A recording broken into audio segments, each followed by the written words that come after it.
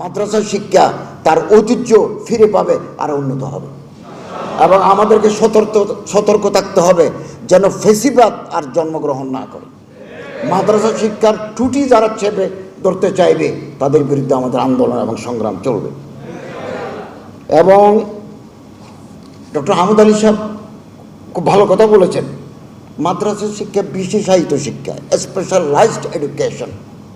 Doctor বানানো, engineer বানানো, IT specialist বানানোর জন্য তো প্রতিষ্ঠান আছে। এটাকে আধুনিক করতে করতে দেওয়ালের সাথে লাগিয়ে দিছি আমরা, আর আধুনিকতা নয়। আপনাদের জানা আছে নিউ স্কিম নামে একটা মাদ্রাসা ছিল এই দেশে, নিউ স্কিম। এই মাদ্রাসা কোথায়? এখানে মাদ্রাসা বোর্ডের চেয়ারম্যান মহোদয় আছেন, নওগাঁ, রাজশাহী। নওগাঁ হাই স্কুলের উপরে সিমেন্টের খুদায় লেখা আছে নওগাঁ হাই মাদ্রাসা। রাজশাহীতে লেখা আছে, I have seen my self, আমি দেখে এসেছি। রাজশাহী হাই মাদ্রাসা, ভিতরে 6 থেকে 10 পর্যন্ত স্কুল। ইতিহাসের ছাত্র হিসেবে আমার মনের ভিতরে সংখ্যা থাকে, আলিয়া পদ্ধতির মাদ্রাসাও একদিন বিলুপ্ত হয়ে যাবে। আধুনিক করতে করতে স্পেশালাইজেশন রাখতে হবে। মেডিকেল কলেজে পড়বো, মেডিকেল কলেজে রাষ্ট্রবিজ্ঞান পড়ায়, মেডিকেল কলেজ থেকে আইটি স্পেশালিস্ট হয়। টেকনোলজি ইউনিভার্সিটিতে, টেক্সটাইল ইউনিভার্সিটিতে কি মেডিকেল পড়ায়? মাদ্রাসা মাদ্রাসা, মাদ্রাসা মানে হুজুর, মাদ্রাসা মানে দাড়ি, মাদ্রাসা মানে মৌলবী, মাদ্রাসা মানে টুপি। এই আধুনিকতা অতিমাত্রিক, আমি আধুনিকতার বিরোধী নই, অতিমাত্রিক আধুনিকতা আমাদের কোনো শেষ করে দিবে কিনা ভাবতে হবে। আমি আপনাদের আরও বলি, আমি কলিকাতা আলিয়া গেছি, মাদ্রাসা ভিজিট করে আসলাম, প্রিন্সিপালের কাছে গেলাম। Doctor Tanvir Ahmad Siddiqui, the then principal of Kolkata Aliah. ওনার দেখে মনে হয় না উনি মাদ্রাসার ব্যাকগ্রাউন্ড। শার্ট প্যান্ট গায়ে দেওয়া, কিচ্ছু নেই। আমি পরিচয় দিলাম, আমি তখন কলেজের শিক্ষক। খুব ভালো ভালো ব্যবহার করেন। ছাত্রাবাসে গেলাম, আপনি আশ্চর্য হবেন, কোনো ছাত্রকে দেখে আপনার ভাববার কারণ নাই এর as a Madrasa student. College ইউনিভার্সিটির মতো পোশাক। আমরা বিশ্ববিদ্যালয়ের ছাত্র, আমরা কলেজে মাস্টারি করেছি আমি 26 বছর। আমি চিন্তা করলাম যে কী হলো। এখন আধুনিক করতে করতে কলিকাতা আলিয়া বলতে এখন কিছু নাই। This institute has convert into Aliah university.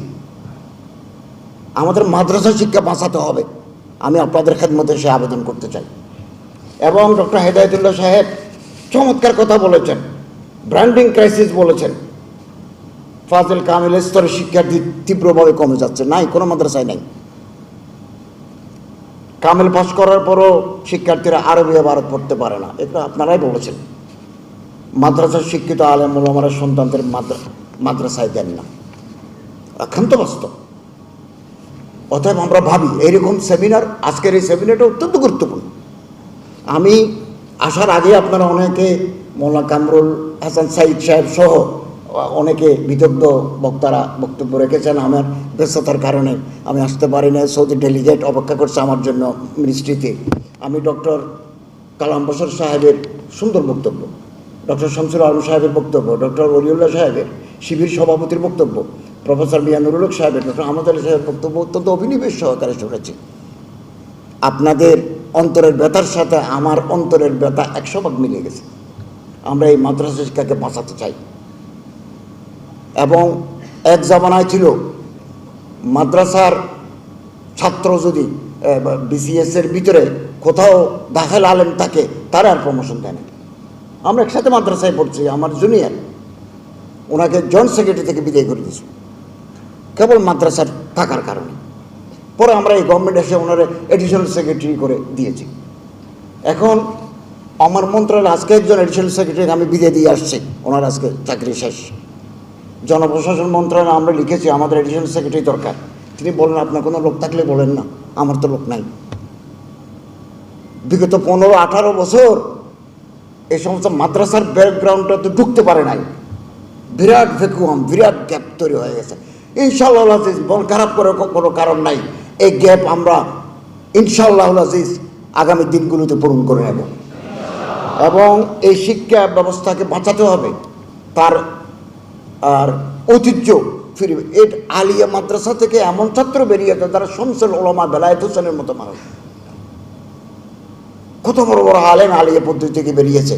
এই ঐতিহ্য আমাদের ফিরে পেতে হবে এবং আমরা হতাশ হব না, আশাবাদী হব। আল্লামা ইকবালের একটা কবিতা পড়ে আমি আমার কথা শেষ করব।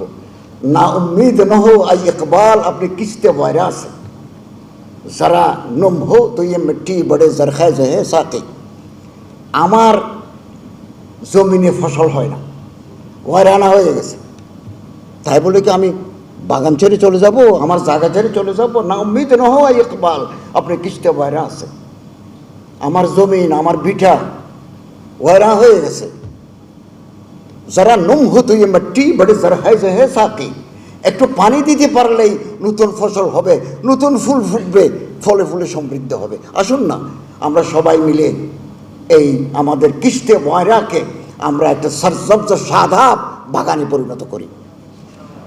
আপনারা বলেছেন শিক্ষা ব্যবস্থাটা আসলে আমার মন্ত্রণালয়ের অধীনে নয়, এটা শিক্ষা মন্ত্রণালয়ের অধীনে। এই ইবতেদায়ী মাদ্রাসার জন্য আমি 4টা আর্টিকেল লিখেছি।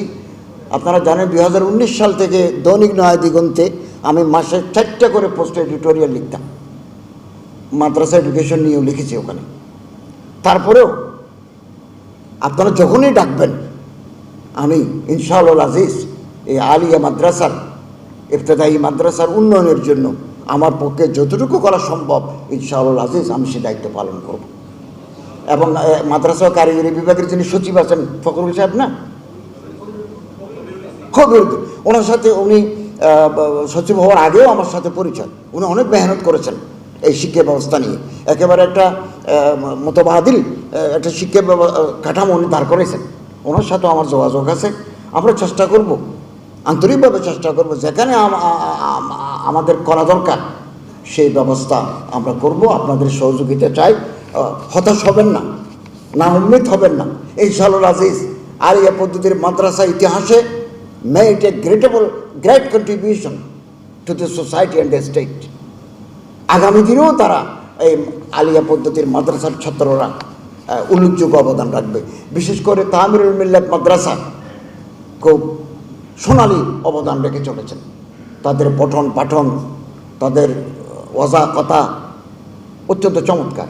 আমি যাব, আমি দেখতে যাব। আমি ডক্টর খলিল রহমান মাদানীকে বলছি যে আমি সুযোগ করে একবার তামিরুল মিল্লাত মাদ্রাসা ঘুরে আসবো। আমি আলা হাদিসের মাদ্রাসায় গেছি, বেরলভীদের মাদ্রাসায় গেছি, কওমি মাদ্রাসাতে আমি বহুদিন পরে পটিয়া মাদ্রাসায় গেছি। আমি সব জায়গায় যাব, আপনাদের সহযোগিতা চাই। আমরা যতদিন দায়িত্বে আছি ইসলাম মুসলমান দ্বীনের খেদমতে আমরা নিয়োজিত থাকবো। আল্লাহ তাআলা তৌফিক দান করুন, আমিন। ও আখিরু দাওয়ানা আলহামদুলিল্লাহি রাব্বিল আলামিন।